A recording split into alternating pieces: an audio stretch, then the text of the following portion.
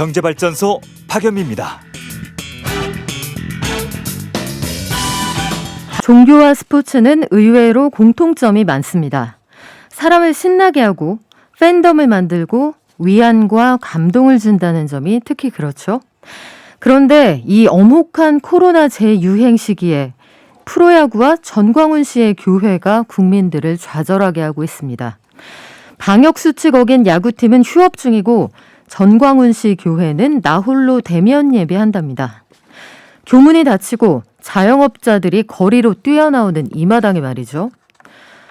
종교와 스포츠의 본령은 인간을 위로하고 희망을 주는 일입니다. 7이닝 완봉승 류현진 선수와 남수단의 슈바이처 이태석 신부님처럼 말이죠. 7월 19일 월요일 경제발전소, 저는 박연미입니다.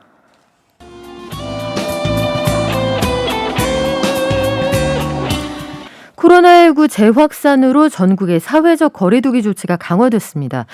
호텔 아니면 숙박업소 못 가게 되면 위약금 어떡하나 걱정하는 분들 많으실 텐데요. 이거 취소해도 위약금 물지 않는다고 합니다. 그리고 실시간으로 소득을 파악할 수 있도록 일용직들도 이제 소득자료 제출 주기를 당긴다고 하는데 왜 하는 건지, 이게 소비자들에게는 어떤 영향을 미칠지 잠시 후 10분 경제에서 알아보죠. 그리고 매주 월요일 주간 증시 미리 보기, 미래에셋증권 미디어 콘텐츠 본부의 서상영 본부장과 함께합니다. 월요일 눈높이 공부방, 지난주에 풍수의 보험 공부했는데요. 오늘은 화재 보험 공부해 보겠습니다. 마지막으로 따져봅시다. 탈원전 때문에 전력 대란이 발생할 수도 있다. 이 시나리오는 뭐 거의 매년 등장하는 것 같은데요. 어떤 근거를 가지고 있는 건지, 정말 그럴 가능성이 있는지 함께 따져보겠습니다. 그럼 증시 갈게요. 키움증권의 한지영 연구원 연결돼 있습니다. 안녕하세요.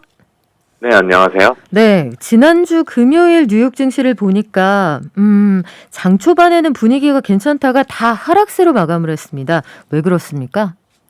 네, 그래서 6월 소매 판매, 미국인들이 6월 달에 뭘 사고 팔았는지를 집계한 소매 판매가 예상보다 잘 나왔다는 소식에 힘입어서 상승세로 출발을 했습니다. 하지만 이후에 발표된 7월 미시간대 소비자 심리 지수가 부진한 가운데 인플레이션에 대한 불안감이 다시 한번 부각됨에 따라 시장 참여자들의 주식을 들고 가도 되나 하는 불안감을 유발시켰다고 보시면 됩니다. 그래서 이러한 영향으로 미국 증시는 말씀하신 대로 장 초반에 상승폭을 반납하며 끝내 하락세로 마감하는 이러한 모습을 연출을 했습니다. 우리가 6월 소매 판매 지수가 잘 나왔다, 그렇게 전해드린 적이 있었는데 7월 소비자 태도 지수는 또 부진했단 말이에요. 이게 네네. 증시 하락에 영향을 줬다고 하는데 6월에 많이 써서 고만 쓰자, 많이 썼다 아이가, 이런 거예요? 아니면 경기가 이제 2분기에 정점 찍고 내려왔다, 이런 걱정을 하는 거예요? 제가 봤을 때 전자 쪽의 성격이 좀 더 강하다라고 좀 보고 있는데요. 그래서 6월달 소매 판매가 서프라이즈를 보였음에도 시장은 왜 빠졌나라는 거에 대해서 의문점을 가질 수가 있습니다. 그런데 중요한 거는 주식시장은 과거의 데이터도 중요하긴 하지만 미래에 일어날 일들을 더 중요시하는 경향이 있습니다. 그리고 이렇게 현재와 미래의 경기 전망, 소비 전망을 집계한 7월 미시간대 소비자 태도 지수가 부진했던 거에서 확인할 수 있듯이 미국 소비자들은 현재나 미래에 대한 경기 전망에 대해서 자신감이 줄어든 모습입니다. 이렇게 줄어든 모습은 2008년 8월 이후 최고치를 기록한 12개월 인플레이션, 물가 상승률의 급등에 대한 불안감이 주된 영향을 가했던 것으로 저는 판단을 하고 있고요.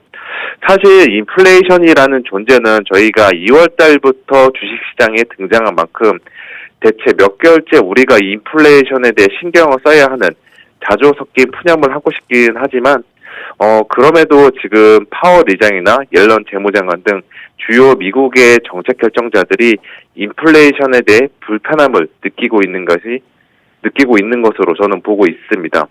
그래서 이와 연장선 상에서 다음 주에 이제 예정된 7월 27일, 28일에 있는 미국의 금융통화위원회 7월 FOMC 이전까지는 저희가 계속해서 인플레이션에 대한 좀 민감한 장세가 돌입하지 않을까라고 좀 생각을 하고 있습니다.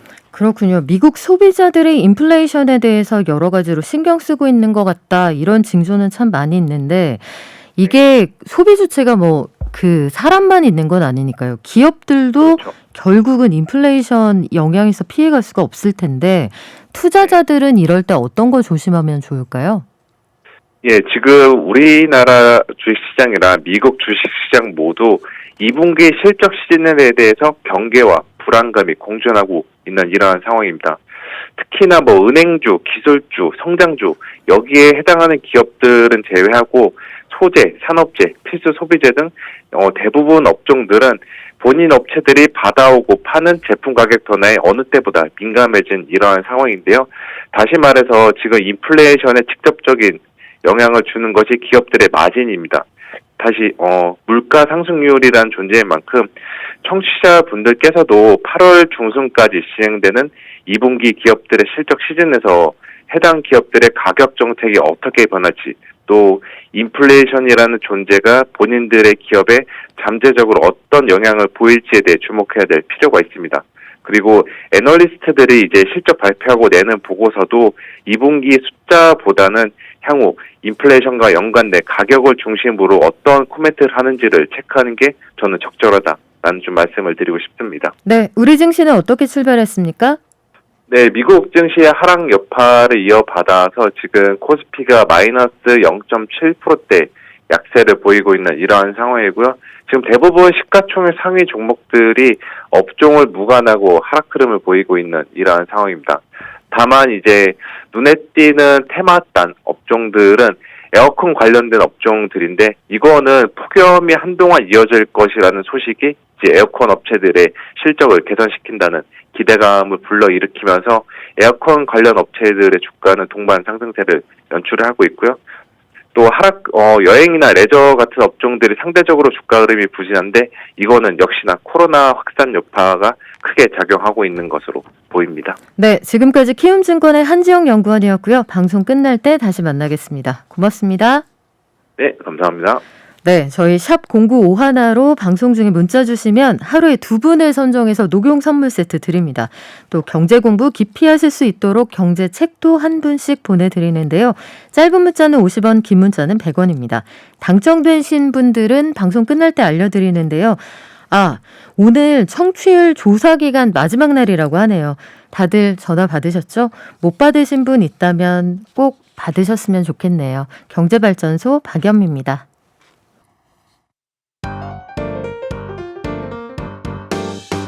깨어있는 경제발전소. 매일 아침 9시 경제를 이해하는 똑똑한 습관. 경제발전소 박연미입니다. 네, 9137님. 출첵합니다. 저 개명했어요. 오랜 기다림 끝에 드디어 이소민으로 많이 불러주실 거죠? 네, 몹시 이소민 님이라는 이름으로 방송 탄 건 오늘 처음이시죠? 개명을 요즘 많이 하시는군요. 그리고 건강해라님, 여기가 출첵 맛집이라면서요. 오늘 1등 하셨습니다. 강아지 호야님, 오랜만에 아침 인사를 해보아요. 발전. 허클베리님, 발전 반갑습니다. 3등이세요. 핑크로보님 4등, 국두건님 5등이십니다. 그리고 미스 20, 오랜만에 출첵해봅니다. 여기서 미스, 이거는 신화라는 뜻인가요? 10분 경제 정리해드릴게요. 매일 아침 쏟아지는 경제 뉴스, 아침에 10분만 투자하면 충분히 따라잡을 수 있습니다. 10분 경제, 휴가철 맞아서 계획 세우신 분들 많을 텐데 전국적으로 거리두기 단계가 상당히 강화됐습니다. 그래서 못 가게 됐다 하면은 위약금 걱정이실 텐데요. 이거 걱정 없이 취소할 수 있다고 하네요. 그리고 일용직 근로자, 그리고 인력 용역 제공 사업자에 대해서 소득 자료를 앞으로 매월 내도록 바뀐다고 하는데 왜 그러는지 한국경제신문 임현우 기자와 알아볼게요. 안녕하세요. 네, 안녕하세요. 네, 지금 숙박시설 잡아놓고 이 예약 취소할까 말까 고민하는 분들 많을 텐데 위약금 안 물어도 된다고요? 네, 특히 수도권에서 가족 단위 여행을 계획하던 소비자들을 중심으로 위약금 관련 문의가 급증하고 있는데요. 다들 잘 아시듯이 현재 수도권에서는 거리두기 4단계가 시행되고 있고 오후 6시까지는 4명 이상, 또 6시 이후에는 2명 이상 모일 수가 없습니다. 숙박시설 객실 예약도 3분의 2까지로 제한되고 있습니다. 이런 행정명령이나 거리두기 조치 때문에 사실상 이동이 제한되거나 모임이 어려워져서 계약 이행이 불가능한 경우에는 위약금 없이 계약 해제가 가능합니다. 또 계약 내용을 변경하는 것도 위약금 없이 할 수 있습니다. 예를 들어서 친구 4명이 경기도 펜션을 잡아놨는데 거리두기 4단계 격상을 이유로 취소하려고 한다면 위약금을 전혀 내지 않아도 된다는 겁니다. 최근 한국소비자원에는 숙박시설 관련 상담이 1년 전에 3배 이상으로 폭증했는데 이 계약 해지나 위약금에 관한 내용이 절반 이상을 차지하고 있습니다. 그렇군요. 이게 말씀하신 규정에 근거가 있는 건지 일단 사업주들이 응할 의무가 있나 이게 궁금하네요. 네, 말씀드린 내용은 공정거래위원회 고시, 그러니까 소비자 분쟁 해결 기준에 따른 것인데요. 이 기준은 소비자 기본법에 따라서 이 당사자 간의 별도의 의사 표시가 없었다면 분쟁 해결을 위한 합의나 권고의 기준이 됩니다. 최근 공정위는 감염병 발생 시 위약금과 관련한 기준을 준수해달라 이렇게 당부하는 공문을 각 지방자치단체와 숙박 관련협회 또 숙박앱 사업자들한테 발송했습니다. 이 원칙은 소비자가 아닌 사업자에게도 똑같이 적용되는데요. 기존 예약권을 숙박업자가 취소할 경우에도 말씀드린 위약금 면제 기준을 근거로 해서 투숙객에게 돈을 물어줄 필요가 없습니다.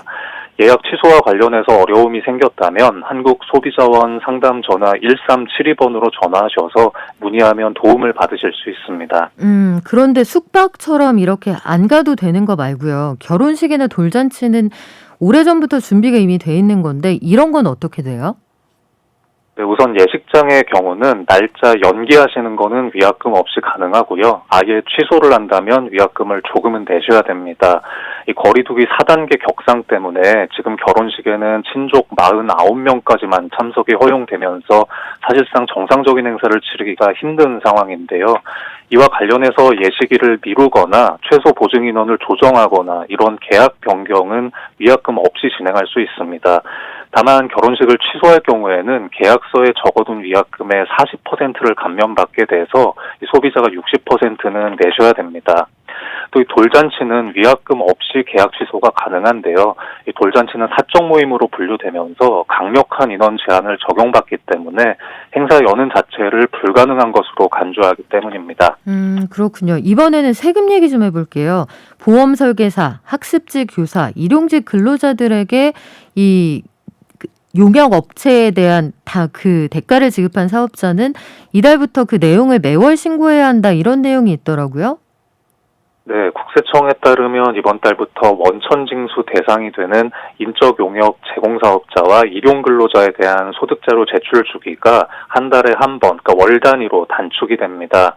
이 인적 용역 제공사업자라고 하면 보험 설계사나 대출 카드 모집인, 또 학습지 강사와 방문 판매원, 방과 후 강사 등과 같은 이른바 특수 고용직 종사자들이 포함이 됩니다. 예전까지는 이제 인적 용역 제공사업자는 반기 단위로 또 일용 근로자는 분기 단위로 소득 자료를 제출했어야 하는데 이번 달부터는 매달 제출하는 것으로 바뀌는 겁니다. 이분들한테 소득을 지급한 사업자는 6월까지 지급분은 다음 달 2일, 또 7월 지급분은 다음 달 말일까지 각각 제출해야 하고요. 기한을 어기면 가산세가 부과됩니다. 그런데 이게 납세 비용이라는 게 있잖아요. 그 세금 내는 사람들도 일종의 정책 소비자인데 자주 하면 아무래도 번거롭긴 하거든요. 왜 바꾸는 거예요? 네, 일단 정부가 제출 주기를 단축하는 것은 실시간 소득 파악 체계를 구축하기 위해서입니다. 앞으로 전국민 고용보험 확대나 재난지원금 추가 지급 등등이 예정이 돼 있는데 이분들의 소득도 더 신속하게 파악해야 맞춤형 복지 행정이 이루어질 수 있다. 이런 이유에서입니다. 이번에 소득자료 제출 주기 단축이 적용되는 사업자나 근로자가 약 1,400만 명으로 추산이 되고요. 신고 의무자는 이분들한테 소득을 지급하는 개인이나 법인 또 국가 기관까지 포함해서 총 140만 명 정도입니다. 이 국세청은 신고 부담을 덜기 위해서 지급 명세서를 간편하게 제출할 수 있는 서비스를 이달 말에 시작하고요. 또 국세청 홈페이지인 홈택스에 접속하시면 이용할 수 있게 됩니다. 이 소득자료 제출 방법이나 내용을 잘 모르시면 국세 상담센터 126번으로 전화하셔서 안내를 받으실 수 있습니다. 네, 지금까지 한국경제신문의 임현우 기자였습니다. 고맙습니다. 네, 감사합니다.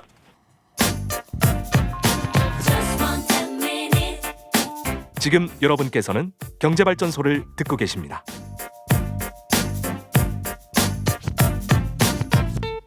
네, 5875님, 교통 상황에 대해서 제보해 주셨네요. 동부간선도로 성수대교 방면 군자교 이신빈터 전방 2차선에서 접촉사고가 났답니다. 상당히 정체가 심한 모양이네요. 전차선에 정체가 심하다고 하니까 해당 구간 지나시는 분들 꼭 유의해서 지나가시기 바랍니다.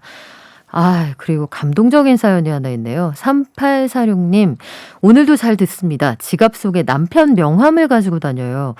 사실 처음 봤거든요. 남편 명함 가지고 다니시는 분. 5년 만에 승진하고 너무 좋아하면서 저에게 준 첫 명함이랍니다. 볼 때마다 기분이 좋아지네요. 열심히 일하는 남편 고생 많네요. 힘 좀 주세요. 파이팅입니다. 그리고 3846님, 사랑꾼. 진짜 처음 봤어요. 정말 두 분 다 축하드리고요. 많이 좋아하시나 봐요. 자, 이번 주 증시도 이렇게 좋을지 한번 전망해 볼까요? 주간 증시 미리 보기 미래에셋증권 미디어 콘텐츠 본부 서상영 본부장 연결돼 있습니다. 안녕하세요.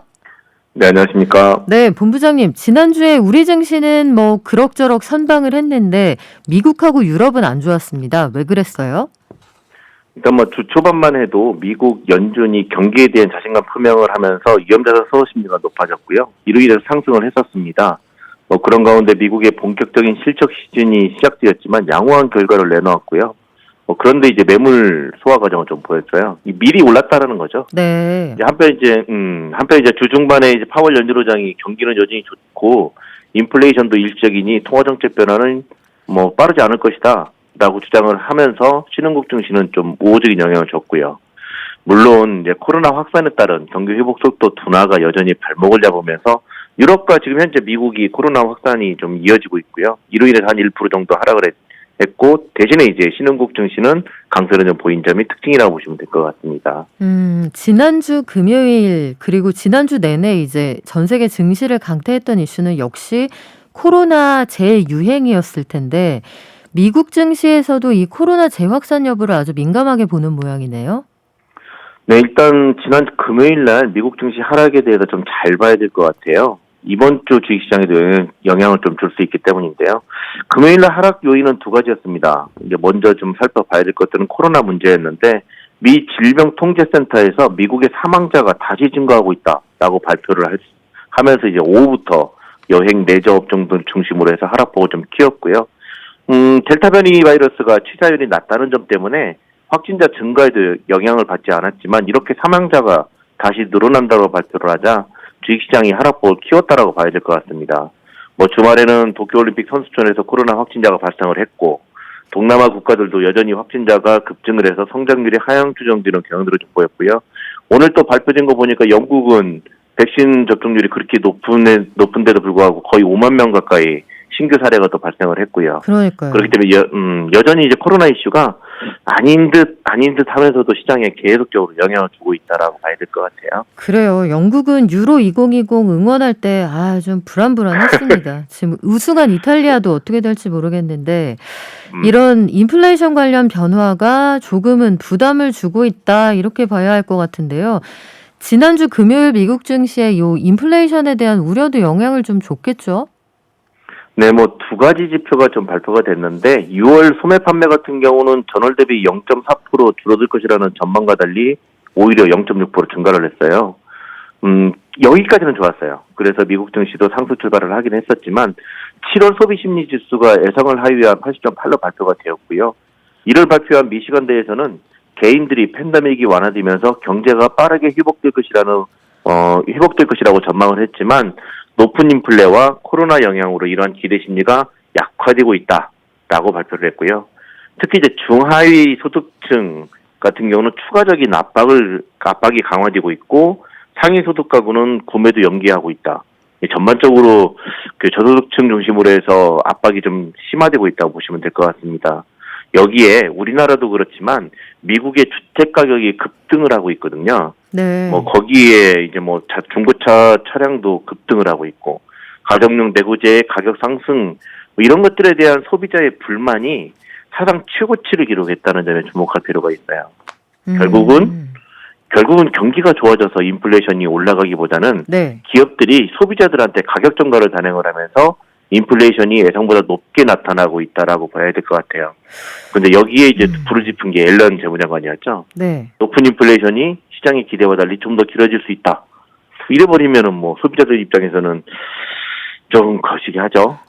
문제가 좀 있을 것 같습니다. 그래요. 최근에 미국 시장에서 보니까 이 중고차 물가가 전체 물가에 한 1%포인트 이상 영향을 미치고 있다. 말도 안 된다. 이런 얘기가 나올 정도이던데 그렇다면 이번 주에도 역시 키워드는 인플레이션입니까?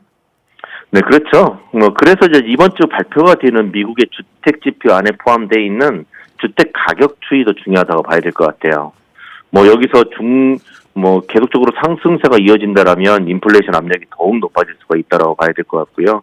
거기다가 미국의 국채 금리, 10년물 국채 금리가 과거에 얼마 전에 이제 좀 크게 올라갔던 요인 중에 하나가 20년물 국채 이자에서 채권 수요가 좀 낮았기 때문이었었는데, 그 뒤에는 좀 괜찮았었는데, 이번 달에는 또 어떻게 되는지 이것도 관심을 가질 수밖에 없고요. 물론 이제 유로존 중앙은행인 이제 ECB의 통화정책회의가 있지만 지난번 발표하고 크게 다르지 않을 것으로 언급을 할 것으로 예상을 하고 있어서 시장에 미치는 영향력은 제한될 것으로 판단하고 있고요. 그러다 보니까 이렇게 인플레이션 이슈가 계속적으로 시장에 영향을 주는 이슈 한 가운데 결국은 이제 본격적인 실적 시즌이 시작되지 않습니까? 월요일 날 미국장 끝나고 나서 IBM, 화요일 날 끝나고 나서 넷플릭스, 수요일 날에는 ASML이라든지 텍사스 인스트루먼트, 목요일 날에는 또 인텔. 그러니까 반도체 업종과 관련된 기업들의 실적 발표가 좀 줄줄이 이어진다고 봐야 될 것 같아요. 그렇게 되면 이제 우리나라 주식시장에서 반도체 관련 업종의 변동성은 커질 수가 있고, 상승이든 하락이든 변동성이잖아요. 네. 상승할 수도 있고 하락할 수도 있는 이런 변동성 확대가 배제할 수가 없다라고 봐야 될 것 같아요. 거기다가 이제 목요일 날 에봇이라든지 다나와 같은 의료기기 업종 실적 발표에서 얘네들이 중요한 거는 코로나 이슈와 관련 진단키트 관련 기업들이기 때문에 네. 얘네들이 이제 기자회견을 하면서 야 코로나가 좀 더 확산해질 것 같아라고 하면 시장은 또 우수수수. 대신에 이제 우리가 이번에 좀 실적이 잘 나왔지만 다음에 코로나가 이제 좀 잠잠해지기 때문에 우리 실적은 하반기 때는 그렇게 녹록지 않을 거야라고 하면 그래 코로나 별로 없어라고 하면서 이제 반등을 줄 수 있어서 이 부분도 좀 주목할 필요가 있다라고 봐야 될 것 같아요. 네, 후자에 한 표를 던지고 싶네요. 지금까지 미래에셋증권 미디어 콘텐츠 본부 서상영 본부장이었습니다. 고맙습니다. 네, 감사합니다.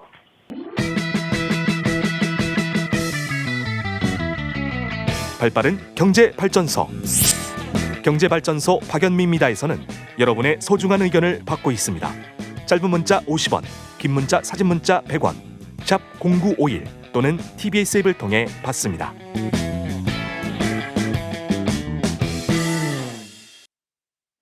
네, 3486님.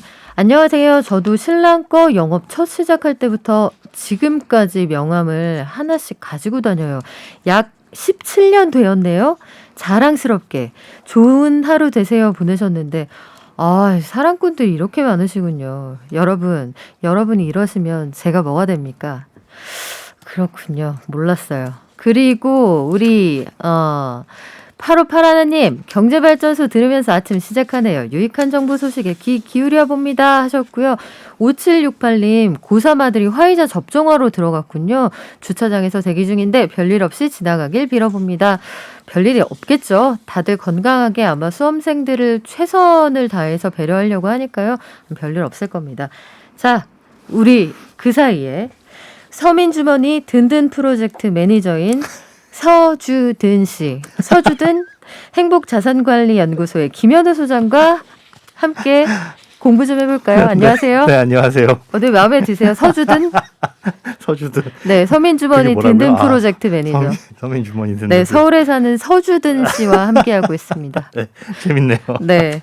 자, 우리 김현우 소장님. 네. 지난주에 우리가 풍수해 보험에 대해 공부를 했잖아요. 예. 심지어 이게 나라 돈으로 보험료를 지원을 해드립니다 해서 난리 났어요. 이거 다 그렇습니다. 가입하셨거든요. 네. 요거 잠깐 동안 초간단하게 정리 좀 부탁드린다고 작가님이 네, 그러시네요. 초간단 천재지변으로 인해서 피해를 입었을 때 이걸 보상해주는 보험을 풍수의 보험이라고 하는데 이거를 나라에서 보험료를 대부분을 지원을 해준다. 그래서 우리가 일반 주택 혹은 온실 혹은 소상공인들의 집기료 뭐 이런 것들도 다 가능한데 주택 같은 경우에는 한 85제곱미터를 기준했을 때 1년에 16,000원 정도 보험료를 내면 된다. 이렇게 말씀을 드렸고요. 요거는 이제 자세한 내용은 국가재난안전포탈 여기 들어가시거나 아니면 그냥 검색창에 풍수해 보험이라고 검색을 하시면 자세한 내용 안내를 받을 수 있습니다. 네, 그리고 지난주에 우리가 AS 하기로 한 질문이 있습니다. 네. 8930님, 제가 양봉하고 있는데 우리 꿀벌들 혹시 목숨을 잃으면 보험에 그 보상 대상이 되나요? 하셨어요. 풍수해 보험은 알아보니까 안 됩니다. 아, 꿀벌까지는 대상이 안 되는군요. 온실이라든가 아니면 소상공인으로서 사용하시는 뭐 건물 집기료 이런 거 되는데 자 그럼 이분들은 답이 없냐? 풍수해보험은 행정안전부에서 하는 거고요. 농림축산식품부에서 농작물재해보험과 가축재해보험이라고 있어요. 양봉 같은 경우에는 이 벌도 가축에 들어가서 그래요? 예 가축재해보험을 가입하시면 되는데 이건 규모라든가 이런 생산 면적에 따라서 보험료가 천차만별이라서 이건 한번 알아보셔야 되고요. 거기에서 이제 가입을 하시면 되는데 100% 다는 아니고 비례해가지고 뭐 피해 금액에 따라서 이렇게 보상을 해주더라고요. 그것도 한번 농작물재해보험 이렇게 검색하시거나 아니면 가축재해보험 아니면 농림축산식품부 메뉴에 들어가셔가지고 검색을 해보시면 내용들 나와 있습니다. 야, AS에 나아가서 네. 조금 더 얹어오셨네요. 몹시 칭찬합니다. 우리 서주든 씨. 감사합니다. 자, 본격적으로 화재보험에 대해서 알아볼까 하는데요. 네. 화재보험이라는 것 말 그대로 불이 났을 때 그렇죠. 그때 보상을 받는 보험이죠? 맞습니다. 이 불이 났을 때 어떤 피해가 발생할까 가만히 상상을 해보면요. 일단 내 집, 내 건물, 각종 집기류 이 안에 불이 나서 발생을 할 수가 있고요. 또 불이 났을 때 불을 끄다가 물 때문에 발생하는 이 침수 손해가 생길 수가 있고 네. 그리고 피해를 복구하는 동안 임시 거주를 해야 되잖아요. 그렇죠. 이럴 때 비용이 또 발생을 할 수가 있고요.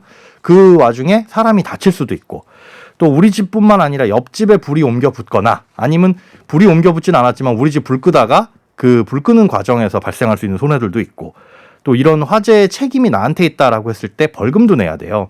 그러니까 생각을 해보면 굉장히 많은 손해들이 다양하게 발생을 하기 때문에 이런 것들을 내가 비용적으로 부담을 해야 되는데 이런 다양한 손해들을 각종 특약으로 구성을 할 수 있는 게 화재보험이다. 그러니까 우리가 건강보험 가입할 때 네. 뭐 암 특약, 뭐 수술비 특약 이렇게 넣듯이 주택화재보험도 조금 전에 말씀드린 제가 이런 것들을 구성을 해가지고 넣는 것들이 이제 화재보험이다 이렇게 생각을 하시면 됩니다. 네, 여기서 질문. 이 대부분 공동주택, 아파트 사시는 분들은 따박따박 기십만 원에 이르는 관리비를 내고 있단 말이에요. 그렇죠. 거기에 항목이 되게 많고 보험료도 포함이 된다는 것 같은데 관리사무소에서 들었는데 내가 굳이 또 들 필요가 있습니까? 또 들 필요보단 또 들어야 합니다. 왜요? 사실은 이게 아파트의 경우에는 화재보험이 2017년도부터 의무화됐어요. 그런데 가입 의무까지는 됐지만 어떻게 가입해라까지는 강제하지 않았습니다. 그러다 보니까 정말 기본적인 것만 가입을 해줄 수가 있거든요. 그리고 이제 15층 이하 아파트의 경우에는 재난배상 책임이라고 해가지고 한 사람이 다쳤을 때 최대 1억 5천 그리고 물건이 망가졌을 때는 사고당 10억 원 한도로 이 배상 책임을 의무로 가입하지만 내가 망가진 거에 대해서 그러니까 피해자가 아닌 경우에 대해서는 보상 대상이 아닙니다. 내 잘못이라는. 예. 그렇군요. 그러면 예. 이거 꼭 들어두시는 게 마음이 좀 안심이 되실 것 같은데 그렇죠. 층수에 따라서도 이게 뭐 가입 조건이나 아니면 보상 범위가 좀 달라집니다. 달라집니다. 그러니까 15층 이하 아파트는 재난배상 책임이라는 걸 의무적으로 가입하게 되어 있고 그건 이제 피해자들이 발생했을 때 이 피해자들을 구제하기 위한 것들이고 16층 이상 아파트라고 한다면은 이 건물이 화재로 인해서 손해를 입었을 때 그걸 보상해 주는 걸 의무적으로 가입을 하는데 사실 뭐 15층 이상이나 16층 이상이나 그렇게 크게 내가 이 준비해야 될 것이 달라지지는 않는 거죠. 근데 이게 전부 다 아파트 관리사무소에 관리비를 낼 때 거기에 포함이 되어 있거든요. 네. 그런데 대형 화재 같은 경우에는 여기에서 한도가 부족할 수도 있고 왜냐하면 아까 말씀드린 대로 얼마를 어떻게 가입해야 된다는 건 의무가 아니다 보니까 그리고 내 과실로 인해서 화재가 발생했을 때 나는 그 보상을 받을 수 없을 수도 있기 때문에 우리 아파트 관리비에서 단체로 나가고 있어라고 하더라도 개인적으로 가입을 하시는 게 사실은 가장 안전합니다. 그런데 또 고민거리가 하나 있어요. 네. 이 집은 우리 집이 아니다. 난 나는 세입자다. 전세나 월세로 사는 세입자인데 내가 이 집에 대한 보험을 들어야 되느냐? 이거 궁금하실 수 있거든요. 네, 제가 웬만한 보험은 가급적이면 그냥 가입하지 마세요. 건강관리 하시는 게 좋습니다라고 건강보험은 그렇게 얘기를 하는데 화재보험은 조금 다른 저 의견이에요. 세입자일 경우에는 이게 더 가입을 해야 돼야만 합니다. 아, 예, 만약에 화재가 날 경우에는 이게 집주인이 가입을 했다라고 하더라도 보험료를 집주인이 냈잖아요. 네. 이 보험은 집주인 겁니다. 그렇죠. 그래서 그 안에 인테리어 혹은 뭐 이런 것들은 전부 다 집주인 거죠. 건물은. 그 안에 뭐 집기 같은 경우는 세입자일 거이겠지만 그래서 피해가 발생했다.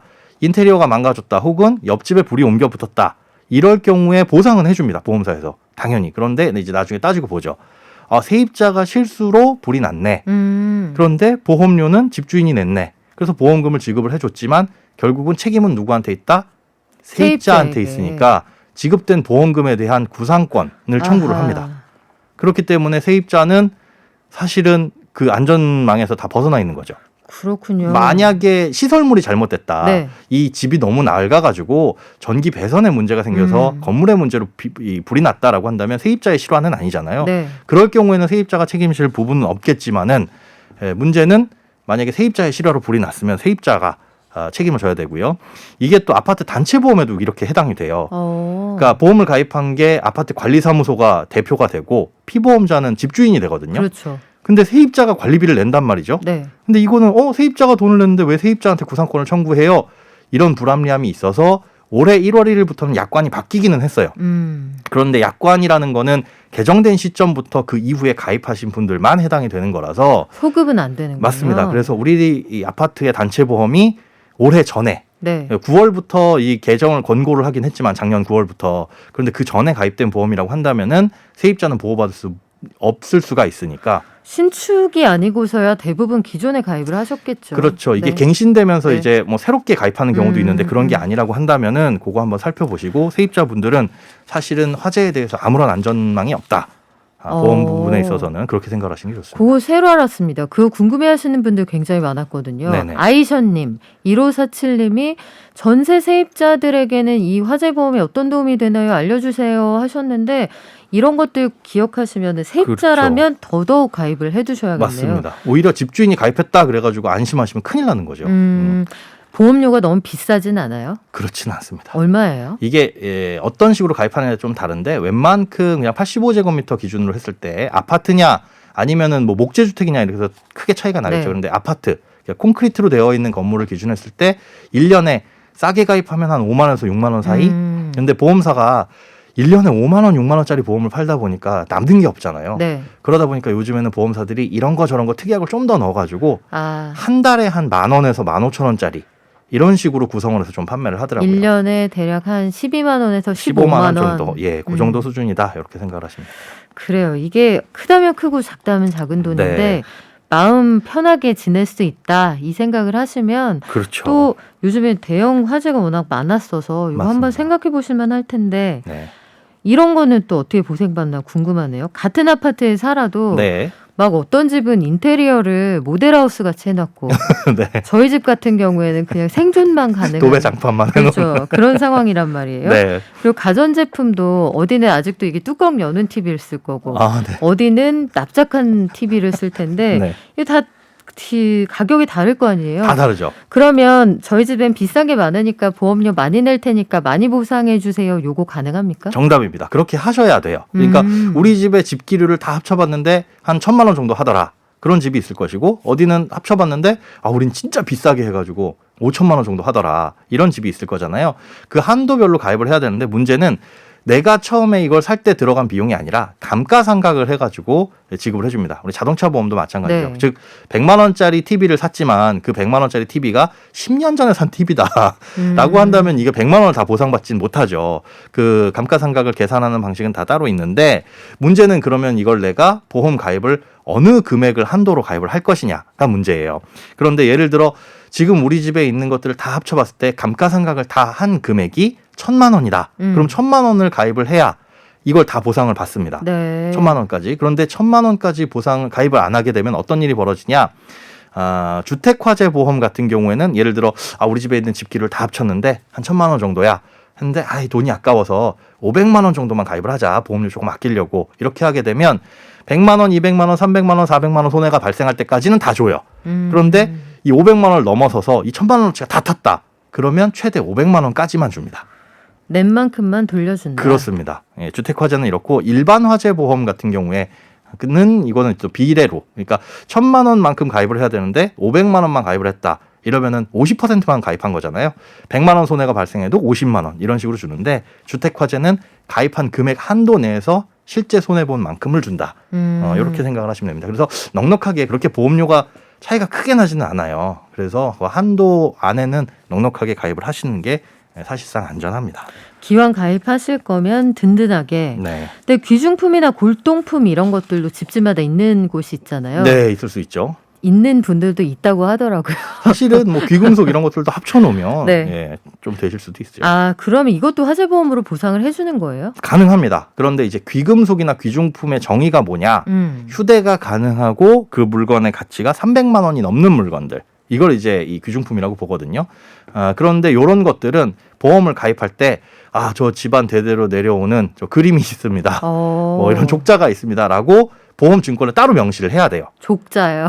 뭐 그런 것들이 있다. 예를 네, 들자면 고려자기가 한 뭐, 10점 있습니다. 예, 이런 예. 거요. 그런 것들 따로 명시 안 해놓으면 사실 네. 집에 있는 황금 송아지 이거 누가 알아요. 그런 거니까 네. 미리 보험을 가입할 때 이러이러한 게 있다. 보험 증권을 명시를 하고 당연히 그렇게 되면 보험료는 조금 더 추가가 되겠죠. 그런데 명시를 하지 않고 가입을 했다가 나중에 불이 나서 없어지게 되면 그건 보상을 받을 수가 없습니다. 그래요. 뭐 저는 큰 걱정은 없겠구나 이런 생각이 드는데 저도요. 화재보험이 그 가격 차이가 크다는 주장이 또 있어요. 누구는 10,000원 내는데 왜 누구는 월에 5만 원 받아가요? 이런 얘기가 있는데 이게 결국 아까 말씀하신 그 특약에 따라 달라지는 거겠네요. 맞습니다. 사실은 그 1년에 한 5만 원에서 8만 원 정도 그 사이 정도가 적당한데 여기에 이제 보험사마다 저희는 1년치 한꺼번에 받질 않고 한 달 단위로 받겠습니다. 라고 하면서 여기에 화재보험과는 관련 없는 특약을 끼워서 파는 경우도 많이 있거든요. 그러다 보면 실제로 보험료가 비싸지는 거고 사실은 그걸 그러니까 정상적인 화재보험만을 위한 특약들은 그렇게 비싸지도 않고 그렇게 많이 차이도 안 납니다. 심지어 그건 그 건축물의 차이가 가장 커요. 아까 말씀드린 대로 아파트 같은 콘크리트 건물이라든지 아니면 진짜 나무로만 지은 목조주택 우리가 한옥 건축물 이런 거 보면 불이 났을 때 불이 번지는 속도라든가 이런 것들은 완전히 다르겠죠. 다르잖아요. 그러다 보니까 당연히 그런 목조 건물이 훨씬 더 비싸고요. 똑같은 면적이라고 하더라도. 그리고 아파트 가격이 다른 건 땅값입니다. 사실은. 서울의 아파트나 아니면 저기 시골의 아파트가 그렇죠. 다른 건 땅값이기 때문에 그 땅값과 상관없이 건축 비용을 기준으로 해요. 그러다 보니 똑같은 아파트라고 한다면은 뭐 서울에 있건 지방에 있건 거의 차이가 없습니다. 그래서 그거에 따라서는 뭐 보험료 계산을 해보면 85제곱미터로 따졌을 때 요즘에 보통 보면 뭐 한 달에 10,000원에서 15,000원 이 정도 사이다라고 생각을 하시면 될 것 같네요. 그렇군요. 우리가 그 특약이라는 거 계속 말씀을 드리고 있는데 네. 화재보험 가입할 때 요거는 빼놓지 말고 담으세요 할 만한 게 뭐가 있을까요? 가장 이제 사실은 기본적인 게 이 다른 사람 인명사고잖아요. 그 사람에 대한 거, 네. 대인 배상, 피해자 이런 것들은 딱 정해져 있어요. 1인당 사망 1억 5천 그리고 부상은 3천만 원 한도 이렇게 일반적으로 정해져 있고 뭐 후유장애도 마찬가지로 뭐 1억 5천 한도 내에서 이렇게 정해져 있습니다.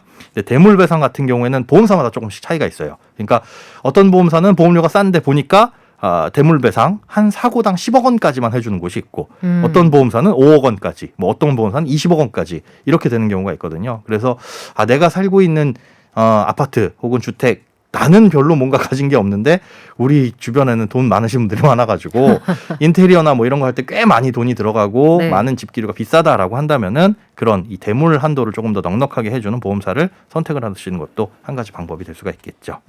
불이 났다고 치면 뭐 네. 그런 일이 없는 게 가장 좋겠습니다만 화재를 수습할 동안 내가 그 집에서 나와서 어딘가 가서 임시로 지내야 되잖아요. 그렇죠. 뭐 집기들도 좀 마련해야 될 거고. 맞습니다. 이런 때를 대비한 특약도 있습니까? 있습니다. 임시 거주 비용 특약이라고 해가지고 그 거주하는 기간 동안 일일당 얼마씩 지급되는 게 있는데 이게 넉넉하게 나오진 않아요. 그러니까 힘들 때 조금 보탬이 되는 정도지 내가 어디 저기 그러면 불난 김에 저기 호텔에 가가지고 한 달에 뭐 50만 원짜리 이렇게 모을 정도는 아니고 보통 하루에 한 10만 원 정도 요 정도 범위 내에서 임시 거주 비용을 보상해주는 특약들도 있고요. 또 가전제품 수리가 발생했을 때 그러니까 완전히 전소되면 돈으로 주지만 수리해서 쓸 수 있는 정도면은 그 수리비 지원을 해주는 특약들도 있고 다양하니까 그런 것들을 한번 살펴보시는 게 좋을 것 같습니다. 그렇군요. 이게 뭐 복구하는 비용도 만만치가 않을 거예요. 이 살던 집을 어쨌든 다시 들어가서 살아야 한다. 네네. 할 때 복구하는 비용 이것도 특약이 있습니까? 네, 이게 그러니까 아까 말씀드린 대로 그 감가상각을 하고 그 부분만큼만 보상을 해준다고 말씀을 드렸잖아요. 그러니까 내가 이걸 인테리어 하는데 들어가는 비용은 총 1,000만 원이야. 그런데 이게 감가상각 돼가지고 한 500만 원밖에 안 나왔어. 그럼 그 500만 원을 받아서 이걸 다 복구를 못 하잖아요. 그렇죠. 그러다 보면 이 차액을 보상을 해주는 특약이 또 있습니다. 아. 이 재조달가액 이 비용 특약이라고 하는데 이 재조달가액은 뭐냐면 기존의 같은 형태 그리고 같은 질의 제품으로 이걸 마련했을 때 들어가는 비용을 얘기하는 거거든요. 다시 조달하는 금액, 그렇습니다. 재조달가액. 맞습니다. 아유, 쉬운 말을 왜 이렇게 어렵게 써놓습니까? 이 제가 쓰는 말이 아니라서 네. 네, 그래서 요걸 보상을 해주는 거예요. 그러니까 1,000만 원 정도 인테리어가 들어갈 것 같은데 500만 원밖에 안 나왔다. 근데 다시 하려고 견적을 내보니 500만 원이 부족하다라고 할 때 이 부족한 500만 원을 지원을 해주는 건데 이것까지 가입하게 되면 사실상 불이 났을 때 정말 내가 호주머니에서 돈 나갈 일은 없겠죠. 완벽하게 커버가 되는 그렇죠. 거예요. 완벽하게 커버가 되는데 안타깝게도 주택화재 같은 경우에는 건물에 대해서만 가입이 가능하고 집기류는 안 됩니다. 아, 냉장고 세탁기는 안 된다는 네. 얘기고요. 왜냐하면 이게 역선택의 가능성도 있거든요. 어. 그러니까 우리가 생각했을 때 뭐 뉴스 같은 거 보면 어디가 불이 나가지고 화재보험금으로 뭐 얼마를 받을 것입니다라고 한다면 야 많이 받네라고 하지만 의도적인 실화 혹은 방화의 가능성도 배제할 수가 그렇죠. 없으니 그렇게는 안 해준다. 맞습니다. 실제로 근데 그렇게 보험금을 받는 걸 보면 실제 손해액 이하로 받게 되는 거거든요.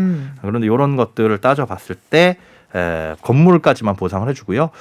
그리고 건물 복구 비용도 한도가 크지는 않아요. 보통 보면 한 2천에서 3천만 원 정도 네. 그 사이라서 그래도 요거를 가입해 놓으면 그나마 조금 더 재정적인 지원을 받을 수 있으니까 해두시는 것도 좋겠죠. 그래요. 마지막으로 웬만한 보험은 나이 제한이 있잖아요. 네네. 건강하신 분만 되고 뭐 젊은 분만 되고 몇 세 이상 안 됩니다 있는데 설마 화재보험에도 연령 제한이 있습니까? 있습니다. 왜요? 웃기죠? 네. 그냥 화재보험은 없거든요. 네. 그런데 보험사마다 아까 말씀드렸잖아요.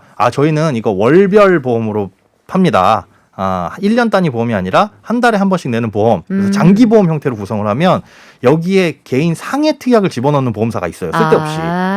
그런 경우에는 이분이 나이가 많으시면 상해 위험률이 높아지니까 80세 이후는 가입을 안 받습니다. 이런 보험들이 있거든요. 그럴 때는 화재보험 가입을 못 하는구나 하지 마시고 다른 보험사 알아보시면 가입 받아주시는 경우가 있습니다. 화재보험 가입하는데 나이 제한 때문에 안 된다 그러면 저도 됐습니다. 네, 그렇죠. 하면 되겠군요. 쿨하게 안녕하면 됩니다. 안녕. 다른 데 알아보면 돼요. 네. 지금까지 행복자산관리연구소 김현우 소장, 우리 서주든 씨와 함께했습니다. 고맙습니다. 네, 고맙습니다. 깊이 있는 경제 발전소.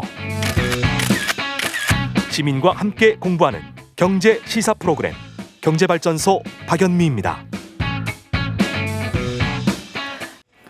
네, 5917님, 화재가 나면 왜 소방서 추산 금액은 터무니없이 적게 나오나요? 하셨는데, 이게 기자들이 보도하다 보면 소방서 추산 2천만 원의 재산 피해가 발생했습니다. 이런 말씀 하잖아요. 이게 소방서에서는 정말 원가만 따지기 때문입니다. 그 지역에서 얼추 봐도 몇 억짜리 집이 불탔는데 이렇게 보는 게 아니고요. 뭐 TV면 TV 100만 원, 시멘트 벽이 무너졌다, 벽 300만 원 이런 식으로 계산하기 때문에 전국 어디에서 어떤 방식으로 불이 나도 화재의 정도에 따라서 완전히 전소되었느냐, 중소되었느냐, 아니면 그 화재의 단계가 어느 정도이냐에 따라서 딱 원가만 계산하기 때문에 그렇습니다. 그리고 오늘 더운데 밖에서 일하시는 분들 너무너무 고생 많으시죠? 아까 아이셔님 한번 불러드렸는데 그 남편분이 밖에서 더운데 고생 많이 하시는 모양이에요. 힘내시기 바랍니다. 그리고 아까 에어컨 수리하시는 기사님 하루 종일 땀을 비 오듯이 흘린다고 말씀하셨는데 건강 주의하시기 바랍니다. 7118님, 금요일에 녹용 세트 잘 받았어요. 어머니가 요즘 너무 피곤해 하시는데 고맙습니다 해주셨고요. 모두 건강이 최고라는 거 꼭 기억해 주시기 바랍니다. 참세장연구소 홍성만 실장님과 오늘도 따져볼게요. 안녕하세요. 네, 안녕하세요. 네, 오늘은 어떤 내용을 따져볼까요? 네, 그 폭염과 무더위에 이어 지금 산업 생산까지 빠르게 증가하면서요. 그 전력 수요가 급증하고 있는데 오늘은 이제 정부의 탈원전 정책 때문에 전력 대란이 발생할 수 있다는 그런 주장에 대해서 따져보겠습니다. 네, 진짜 더워도 너무 덥습니다. 그 방송에서는 원래 너무라는 말을 잘 안 쓰거든요. 이게 넘다라는 동사의 부사형이라 부정적인 의미이기 때문에 매우 상당히 이렇게 바꿔 쓰는데 지금은 진짜 너무 더운 게 네. 맞아요. 그래서 지난주 이후로 폭염으로 전력 소비가 많이 늘었다는데 실제로는 얼마나 씁니까? 네, 지금 전력 예비율이 지난주에 그 10%까지 떨어졌다고 하는데요.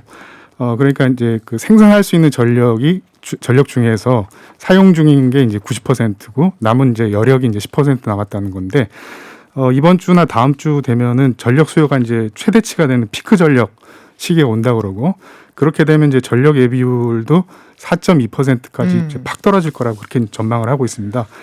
그래서 이제 조선일보나 이제 보수일간지들 같으면은 이 예비율이 더 떨어지면 블랙아웃이라고 해서 대규모 정전 사태 네. 같은 그런 게 이제 올 수 있다고 이제 그렇게 전망들을 하고 있습니다. 그래서 전력 수요가 급증하는데 정부의 탈원전 정책 때문에 이런 준비가 제대로 안 된다 이런 주장도 있더라고요. 요거는 사실인가요? 네, 이게 지금 그 조선일보나 이제 특히 이제 보수일간지들에서 주로 이제 이런 주장들을 하고 있는데 이게 이제 지금 대선 쟁점 중에 이 탈원전 정책이 쟁점이 돼서 더 이제 그렇게 좀 부각이 되는 것 같습니다. 이제 전력 이 수요가 늘면 전력 공급도 늘려야 되는데 이제 정부의 탈원전 정책 때문에 이 원전 가동을 좀 많이 늘리지 못해 가지고 이 문제가 좀 발생하고 있다고 이렇게 좀 분석들을 하고 있습니다. 구체적으로 보면 이제 네. 지금 24기 원전 중에서 8기 원전이 지금 정비 중인데 이게 그 탈원전 정책이 아니었으면 정비를 더 빨리 끝내서 이 원전들을 가동할 수 있었고 특히 이제 신한울 1호기 같으면은 완공된 지가 벌써 1년이 지났는데 네. 이 탈원전 정책 때문에 이게 승인 허가가 늦게 나왔고 이번 여름에 이제 가동을 못 하고 있다 이렇게 좀 보고 있습니다. 진짜 그렇습니까? 네, 8기 원전이 정비 중인 건 사실인데요. 한 개는 화재 때문에 이제 불가피하게 정비를 하고 있는 거고 나머지 7개는 계획 정비라고 해서 일종의 정기 점검 같은 그런 겁니다. 계획된 이제 시간표대로 이 정비를 하고 있는 것. 이건 뭐 탈원전 정책하고는 아무 관련이 없고 신한울 1호기 이제 운행이 늦어진 거는 뭐 나름의 지금 이유는 될 수 있습니다만 이게 이제 승인이 빨리 났다 하더라도 뭐 바로 이제 이게 원전을 가동할 수 있는 그런 게 아니어서 이번 여름에 어차피 이게 가동이 어려웠다고 이제 그렇게 이제 전망들이 되기 때문에 네. 이것도 이제 탈원전 정책하고는 거리가 있다 이렇게 좀 보여집니다. 이게 전기요금 얘기 나올 때 그리고 여름철이나 겨울철에 전력 수요가 폭증할 때마다 탈원전 네. 정책을 비판하는 그런 주장들이 나온단 말이죠. 네, 그렇습니다. 요게 이런 문제들하고 직접적으로 연관이 있는 거예요? 이제 정부의 탈원전 정책을 좀 잘 보셔야 되는데 그게 이제 새로운 원전은 짓지 않고 수명이 다한 노후 원전만 이제 폐쇄하는 어떻게 보면 이제 자연 감축 방식이고요. 뭐 그렇게 되다 보니까 이게 최소 이제 60년 이상 걸리는 초장기 정책이에요. 근데 그런 이제 이 장기 정책 때문에 지금 당장의 어떤 뭐 전력 공급이나 전기요금 인상 같은 단가 문제가 발생하는 그런 요인은 거의 없다고 좀 보여지고요.